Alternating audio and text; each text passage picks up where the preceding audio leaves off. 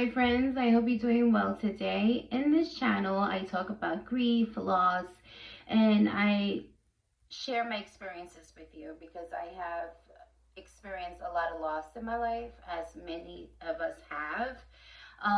But I want to describe to you guys about grief. Grief, if you never experienced it before, you don't know what grief is. And some of us have. It's a horrible feeling. It's you wouldn't want to share that with your worst enemy. That's how bad it is. It feels like you're frozen in time and everybody around you is going super fast and you can't keep up. And when you have the fresh grieving, when you first have the fresh grieving, you're crying all the time. You could be sitting in the car in traffic before you go to work and you just cry your eyes out. And there'll be triggers that you all of a sudden are dealing, all of a sudden comes to you. And triggers that you can't even control because they're triggers. And when you have that fresh grieving, it is so hard. It is so difficult because you don't care about anything else. You don't care about your job. You don't care about any bills that are piled up. You just worry about the tasks that are important for that day.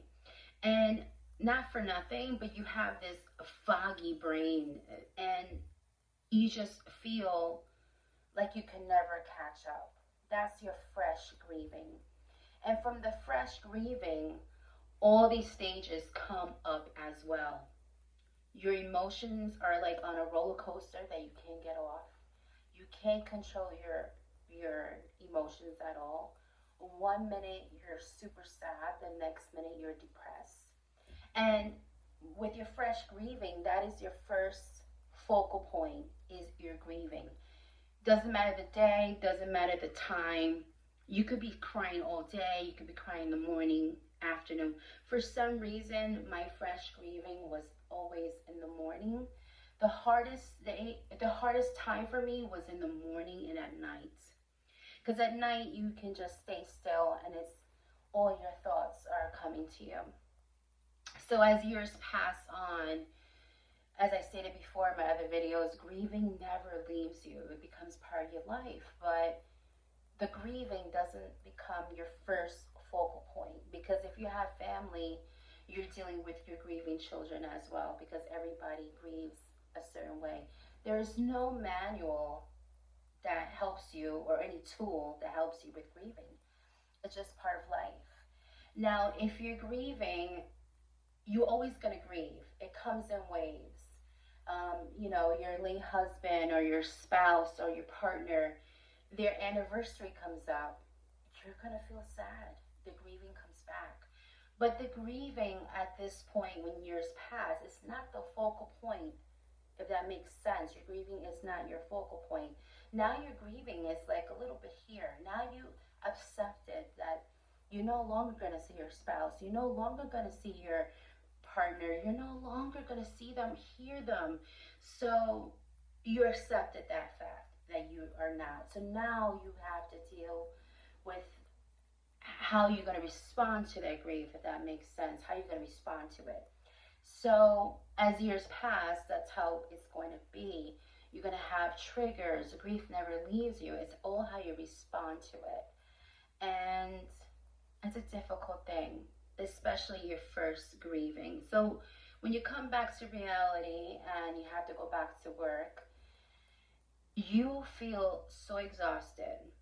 You feel so exhausted. So you have to know what you have to do that day, what is important for you that day. And if one task is maybe taking a shower, and that's all you can do for that day, or doing food shopping, or or just being present with your family. And even the smallest things can get you exhausted from grieving. So as years pass by, the grieving, it goes like basically on your back if that makes sense. It doesn't become part of your focal point, but it comes back with, as I said, on special occasions, birthdays, anniversaries. You could be sitting in your car heading home, and all of a sudden your favorite music that you shared with your partner, or you thinking about a favorite joke that you had with your partner or your spouse or significant other. So it comes up. For me, the triggers that I had were going home, because that's where you share all your memories with your significant partner. So I used to dread going home. It wasn't a comfort for me being at that house because there was so much going on.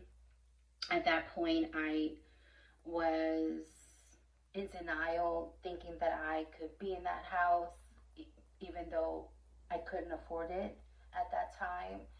So that was one of my trigger points. The other trigger point that I had was I had to change my route going home from work because I couldn't look at the funeral home.